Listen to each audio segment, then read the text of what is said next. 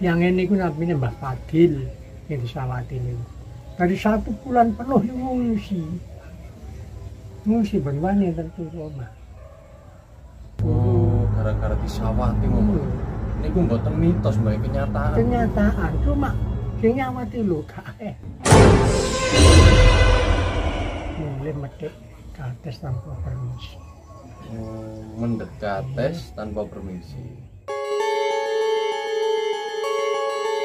Semoga di video ini kita menilik Mbah Lom yang ada di Sopowiro lebih jelas, Mbiting terbagi 2 dusunnya, dan bagaimanakah kejelasan orang pendatang dari Kajar Tengguli bersama penjelasannya Mbah Purwanto. Kita saksikan videonya.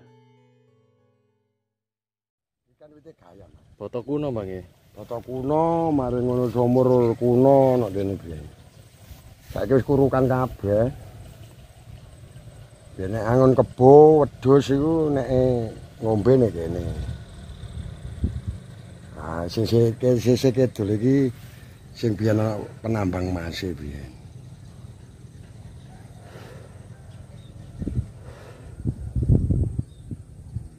Ya pemirsa, ini berada di belakangnya makam punden Mbah Polo ya. Dusun Betingrejo. Betingrejo. Oh, bukan Beting Pandi. Oh, Beting Pandi, ya masuk Beting Pandi. Oh, Beting Pandi. Ya ikut Betingrejo, Beting Pandi. Betingrejo, Beting Pandi. Ya, jadi dulu memang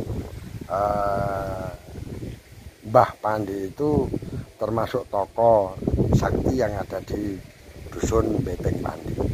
Makanya dinamakan Beting Pandi itu sama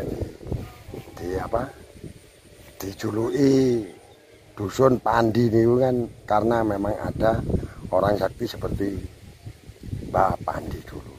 Nah, dulu dia itu seorang penggembala sapi, penggembala wedhus, ngoning-ngongnya kayak gitu. Nah, di sini dulu itu ada sumur kunonya dulu. Tuh. Nah, konon pada waktu itu memang cerita-cerita ya.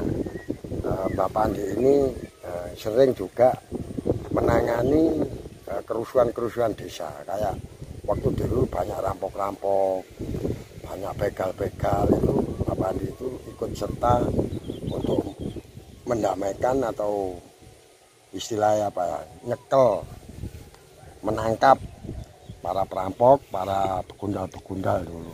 Jadi sejarah Beting Pandi tadi, Beting Pendi. Beting Pandi. Beting Pandi niku nopo? Ndugi Mbah Pandi ini wong nggih. Ya, tokoh dari Mbah Pandi itu karena memang dulu itu dijuluki orang sakti ya, akhirnya dijadikan wadanan. Ya. Oh, arek Beting Pandi kan begitu. Lo, gak banyak toh. Karena memang di sini ada Pandi, namanya Mbah Pandi. Makamnya teng pundi Pak? Mbah Pandi makamnya mriku ngene sebelah Mbah Polo. Oh, teng sebelah Mbah Polo. Termasuk mriku makam. Nah niki kan jenis makam. Ya, ikut tanah makam cuma bukan apa namanya desa. Jadi memang persiapan makam dulu sampai sekarang itu. Nek mushola wau? Mushola itu termasuk Beting Pandi. Beting Pandi. Beting Pandi. Nah itu zaman Pak Lurah Sujalal pada waktu itu tahun 1984 untuk 1998 itu bangunnya. Nah, di situ banyak kontra pada waktu itu, kontra antara warga dan Pak Lurah karena diingatkan itu ada kuburannya. Karena antara percaya dan tidak percaya akhirnya dibangun itu. Setelah itu ya semuanya itu karena Allah aja, cuma berakibat Pak Lurah Sujalal umurnya pendek, jadi sedo Pak Lurah Jalal. Kalau di musola ya, tadi ya waktu bangun itu itu makamnya itu, siapa Pak yang katanya ada tadi ada makam di musola yang sudah dibuat di jalan? Sebelahnya musola itu ada makam, mungkin ya kalau saya mengatakan kan makam keramat, dikeramatkan sama dulu-dulu di situ dulu, cuma gak diramut. Menurut sumber dari para sesepuh atau para sing tua-tua bilang itu zaman dulu nggak ada tahu itu pesariannya dari keluarga sini atau bukan, nggak tahu. Jadi akibatnya kita juga kepaten obor. Ya, akhirnya sampai sekarang pun nggak ada petilasannya karena sudah diuruk. Kalau masalah muncul-muncul bata-bata lama atau istilahnya bekas-bekas bangunan lama, ya kalau digali mungkin ada di situ. Karena memang dulu itu orang-orang nggak sebegitu paham dengan hal-hal yang kayak sekarang sejarah, sehingga mereka nggak tahu.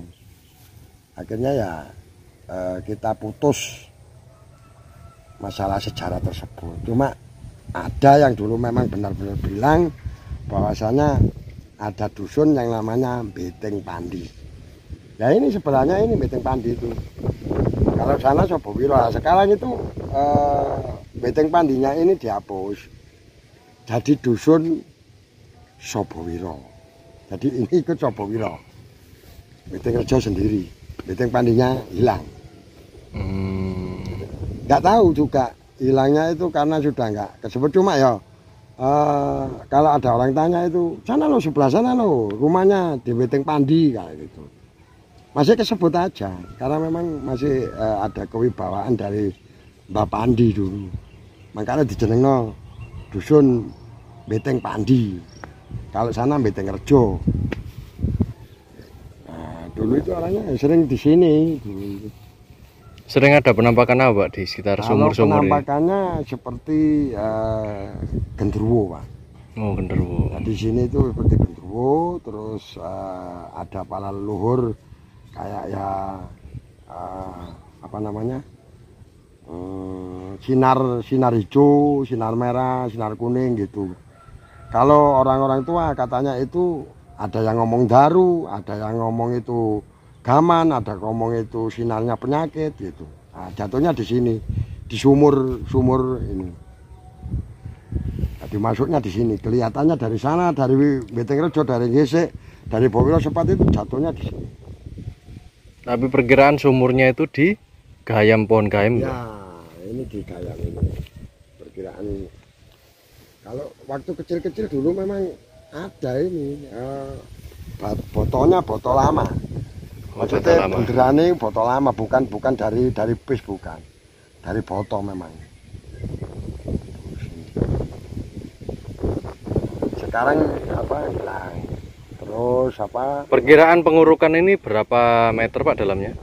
Kalau pengurukan dulu itu mas sampai ini 1 meter lebih dulu. Ini dulu apa namanya ledok atau dalam dulu ini. Sekarang sudah muncul ngangkat semua karena memang orang-orang sekarang kan jarang apa damene itu dibabati dibakar, jarang, langsung aja dipakai lagi kayak begitu itu contohnya. Nah, damene nggak ada, langsung digelepek sama mesin garunya seperti itu contohnya. Jadi istilahnya sekarang itu orang-orang yang males apa namanya babat-babat, males bakar sekarang itu. Jadi ya namanya orang sekarang akhirnya ya tanahnya ini semakin naik. Ini dulu itu mas ledok balong gitu istilahnya kembet. Nah sekarang sudah enggak Iya, Pak, bisa ditunjukkan ke makamnya Mbak Pendi. Nah kalau Mbak Pendi sana makamnya. Iya. Pakai sepeda aja, Pak, nggak apa-apa? Ya pakai sepeda sana. Di sana. Sebelum kita menuju ke makamnya Mbah Pandi ya, sebagai sesepuh Beteng Pandi, kita mampir dulu ke peristiwa atau sejarah Wiro Beteng yang dulu mengetahui mata-mata dari PKI.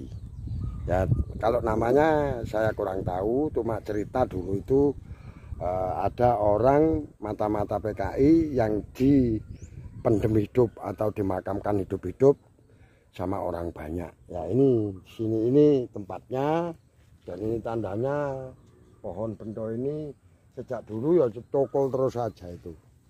Nah, di sini ini. Oh, pohon bendo ini, Pak. Orang yang dipendem hidup-hidup. Ditandai dengan pohon bendo. Ya, tandanya itu pohon bendo. Lah, pohon bendo ini tetap terus cokol aja. Walaupun di babati cokol lagi. Babati cokol lagi ini bendonya. Dulu besar ini bendonya. Tuh, nah dari sini. Di sini ini. Nah, sebelahnya itu kita menuju ke makamnya Mbah Pandi, sesepuh Beting Pandi. Siap, monggo.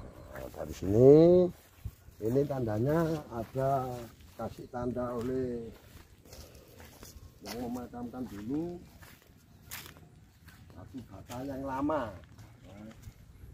Nggak tahu ini tahun berapa batu batanya, nggak ini batu bata yang lama. Sini. Makamnya mujur kemana, Pak?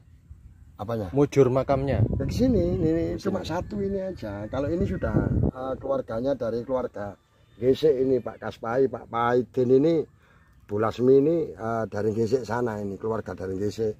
Kalau di sini ini Mbak Pandi. Oh, ini Pak, Tangerang. Ini kayak gini. Ini sesepuh Beting Pandi. Sekarang Beting Pandi ikut Sobowiro, jadi ikut pedukuhan Sobowiro. Jadi Beting Pandinya sudah dihapus, nggak ada dusun Beting Pandi. Dulu ada RT-nya sendiri, sekarang sudah ikut Sobowiro. Cuma desanya tetap ikut Wiro Beting. Nah, dusunnya Sobowiro, Desa Wiro Beting, Kecamatan Prampun Sidoarjo. Nah, ini itu sekilas pengetahuan dari peristiwa terjadinya Beting Pandi, dusun Beting Pandi. Jadi dulu itu ada yang namanya Mbak Pandi, itu seorang yang memang pengabdiannya kepada desa untuk ikut menanggulangi para rampok-rampok, para begundal-begundal, seperti itu. Dulu kan banyak sering perampokan, sering kemalingan, begitu, rumah-rumah. Mbak Pandi ini ikut serta untuk menangkap orang-orang yang bikin rusuh desa. Makanya disepuhkan oleh lingkungan karena dia mempunyai kelebihan, yaitu kasekten lah istilahnya, kalau orang sekarang itu punya kemampuan yang lebih. Hal itu jarang diketahui karena memang itu disimpan kayaknya. Jadi nggak mengaku kalau dia itu sakti, itu nggak ngaku. Alhamdulillah, semoga kita dapat memberikan manfaat yang lain untuk meneruskan lakunya Pangeran Penyedap Rasa. Amin, amin. Ini berdekatan dengan mana, Pak? Ini dekat dengan makam Mbah Polo. Mbah Polo. Mbah Polo yang ada di sini, yang disebut-sebut orang-orang yang sering tirakat juga ada di Mbah Polo. Ini kenapa, Pak? Kok katanya ini mitosnya pohon kambojanya nggak boleh berwarna putih, kok warna merah semua? Itu dicocokkan dulu, memang dicocokkan dulu ya. Kalau bisa emang, karena ini saran dari Bapak Sutadi, Bapak Bokek. Dulu putih-putih dulu, dihilangkan yang putih, kasih yang merah. Bahwasanya prasejarahnya dulu, yaitu tadi ada orang yang memang mata-mata itu disiksa lah dari jembatan merah itu. Kalau orang sini ngalani tertekabang. Nah, jembatan dulu itu bukan kayak begini. Dulu itu jembatannya geladak dari kayu. Nah, terus dipendem hidup-hidup di pesaran ini. Ya, sebelah timur tadi yang tadi. Nah, ini saran dari Bapak Sutadi, Kepala Desa Gedangrowo yang asalnya dari Betingrejo itu, wadanane Mbak Bokek, menyarankan agar supaya menjadi kenangan kalau makam di Mbah Polo itu dikasih kamboja merah untuk mengenang sejarah bahwasanya pernah ada orang yang disiksa hidup-hidup dan dimakamkan hidup-hidup. Jadi ini supaya menjadi sejarah, jadi pengeling kepada dulur-dulur semuanya yang muda-muda, bahwasanya peristiwa dari Wiro Beting itu banyak sekali. ada yang istilahnya orangnya itu mempunyai kekuatan yang kembar, yang kayak kemarin itu diceritakan, kekuatannya yang kembar, bukan orangnya yang kembar, kekuatannya yang kembar, punya senjata yang kembar, kayak begitu. Sebelum penjajahan, ceritanya seperti itu. Makanya sampai sekarang pun di sini itu kalau pemikiran mesti kembar semua. Sana punya pemikiran nyalokno, sini nyalokno. Jadi nggak bisa seperti tahun peristiwa mbah saya Wiryo Legiman, nggak bisa. Nggak ada lawannya. Ya satu kali nggak ada lawannya itu Mbak Wiryo Legiman itu. Kalau yang lain itu ada lawannya. Selisihnya jadi kepala desa itu ada selisih 1 tok ada. Yang kayak kemarin itu 22 selisihnya gitu. Jadi peristiwa Wirombitung itu banyak sekali.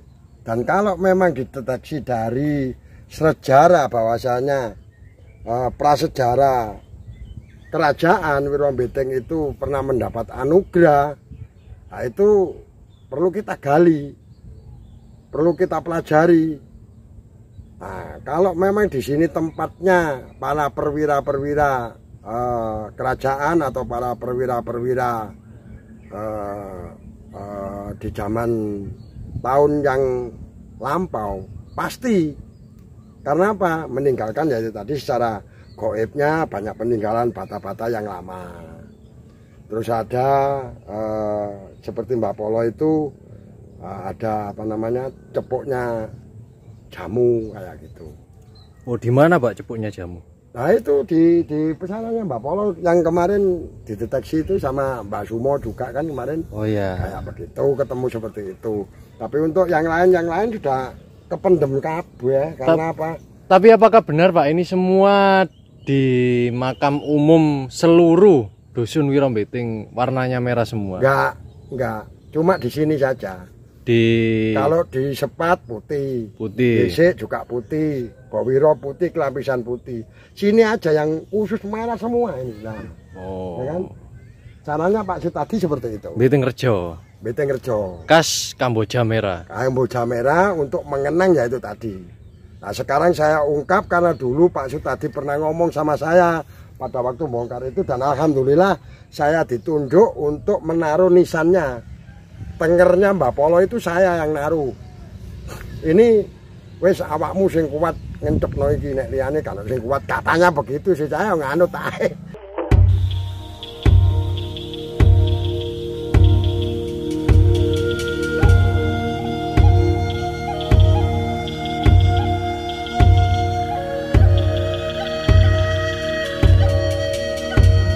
Secara topografi arkeologi kami, di Punden Mbah Polo kita melihat sisa-sisa bangunan bata dan lumpang kuno, seperti batu Neolitikum yang sudah berserakan atau batu andesit, yang kemungkinan akibat unsur bencana alam seperti banjir bandang, gempa, atau tanah yang ambles.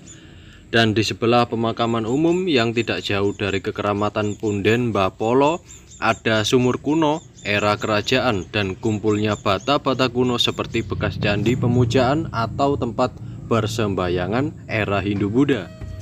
Jadi kami kurang setuju jika Mbah Polo adalah pendarmaan atau kuburan sesepuh area sekitar dusun atau dusun tersebut, dikarenakan di mana ada sumur kuno dan lumpang pada masa kerajaan, di situ dipastikan seperti pura suci, tempat peribadatan seperti pemujaan Dewa Ganesha, seperti Dewa Pelindung Hama, Dewi Laksmi atau Dewa Kesuburan Pemelihara Air, dan Dewi Sri, dewinya kesuburan padi.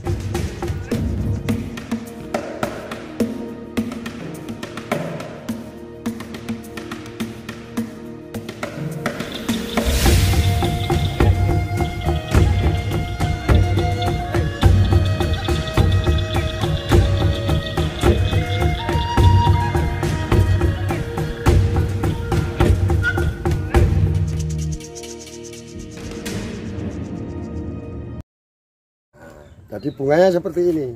Nah, Jadi warna merahnya itu untuk menjadi pengemut kepada para kawula muda agar supaya mengerti akan sejarah mengapa kok di pesarean Betingrejo itu kok Kambojanya merah semua.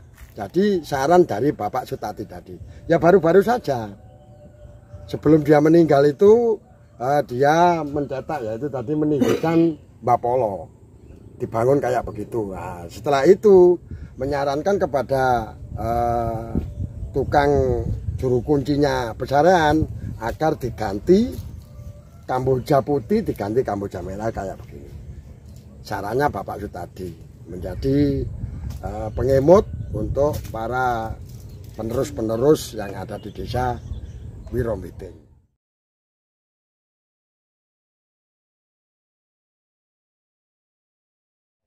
Itu dulu supaya tidak menjadi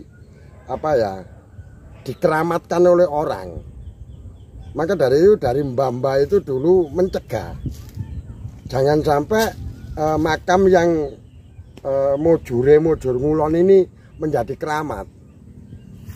Maka dari itu saya ngomong pada waktu itu nggak percaya sama pemuda-pemuda yang semasa saya pada waktu itu untuk tirakat di situ. Akhirnya digali. Ternyata di sebelahnya itu ada yang namanya kotak yang isinya itu parang, celurit, ya, pedang. Istilahnya kalau saya tanyakan kepada mbah saya, itu apa itu? Itu dulu alat untuk membunuh orang, istilahnya zaman PKI.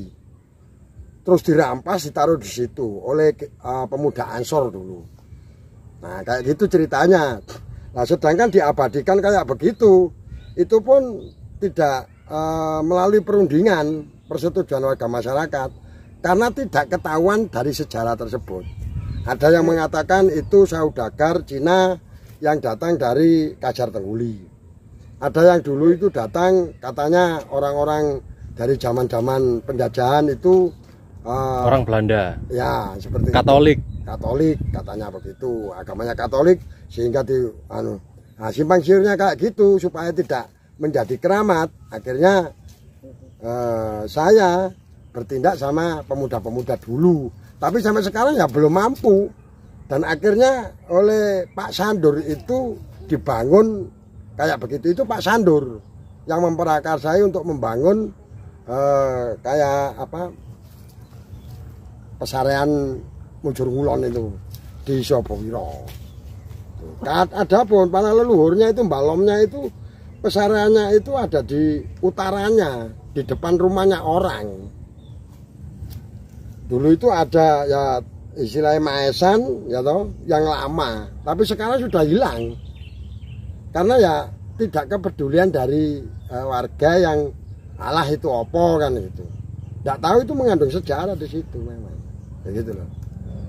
Nah, semuanya Wirombeting ini memang benar-benar makanya jeneng Betingrejo karena memang benteng yang ramai, benteng yang rejo.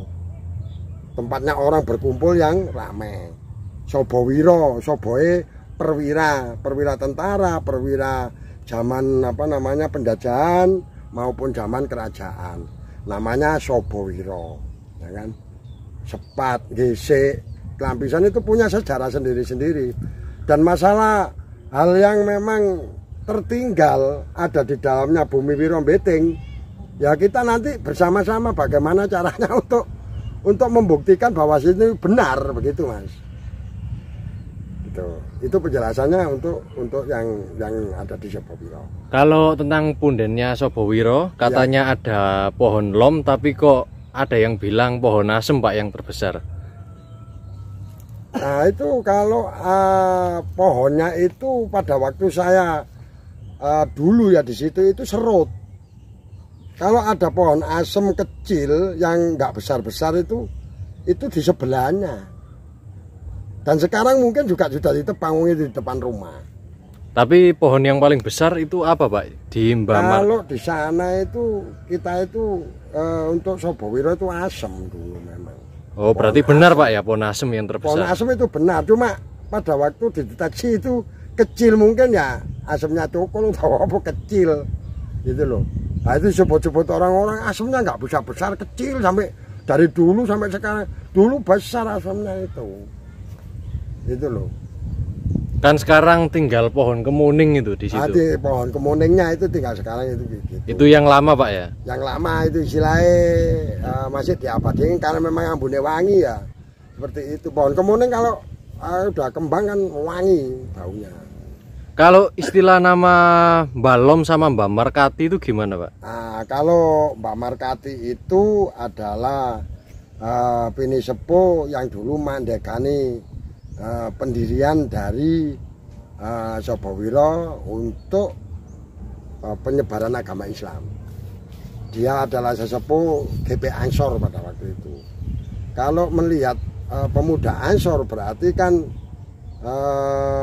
si siapa itu bapaknya presiden itu Abdurrahman Wahid itu pakai Hasyim Asyari. Nah itu kan tahun berapa 1928 ya. Itu sekitar segituan. Itu makamnya di mana Pak? Mbak Markati. Iya Mbak Markati. Mbak Markati makamnya ada di dalam makam Sobowiro. Itu termasuk Mbak Markati itu termasuk keluarga dari istri saya, Mbak Buyutnya istri saya.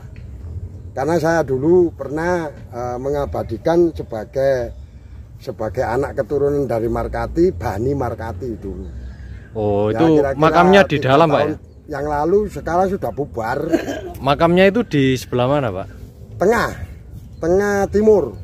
Tidak di dalam makam umum? Dalam makam umum. Dalam makam umum. Ada sekarang masih ada itu di Mbak Markati. Kalau untuk makam-makam yang dekat Punden Balom itu nggak ada. Nggak ada. Karena ada pendirian rumah-rumah. Karena di luar apa namanya makam. Kok katanya Mbak Samikan ada makamnya dulu. Makam keluarga. Yang di Balom itu. Iya. Iya ada. Ya kayak begini ada. Cuma sekarang karena sudah ya kayak tadi loh. Ya. Yang ada di depan apa namanya musola Darul Jalal. Nah itu dulu ada makam, cuma kita nggak tahu sehingga dihapus oleh warga. Berarti Mbah Markati itu bukan di pundennya Pak ya? Bukan di pundennya, bukan. Di dalam itu masih ada kok. Mbah Sugiono juga sebelah sininya juga ada. Dari keturunan Mbah Markati itu ya Sobowiro RT 2 kalau nggak salah itu. Ya dari situ. Maka dari itu sejarah-sejarah yang ada di Wirombeteng itu perlu digali, perlu diketahui agar supaya nanti zaman demi zaman supaya nggak putus sejarahnya, agar masih mau ngeleluri asal usulnya desanya para pemuda-pemuda itu, sehingga kita gak gampang dibidui, gak gampang dibohongi sama mereka-mereka yang tidak bertanggung jawab gitu loh. Seperti itu. Sumangga dulur, kalau memang panjenengan kepingin mengetahui lebih panjang cerita dari perjalanan dari Pangeran Penyedap Rasa, tolong panjenengan subscribe yang ada di Pangeran Penyedap Rasa agar supaya kita lebih banyak mengetahui sejarah-sejarah asal-usul desa masing-masing. Ya, berarti ini tinggal 2 Pak ya, misterinya ini tinggal di GC sama di Klambisan. Nah, nanti kita berlanjut GC sama Klambisan, ketemu lagi di episode yang akan datang. Ya. Terima kasih, matur nuwun, rahayu, wassalamualaikum warahmatullahi wabarakatuh. Terima kasih.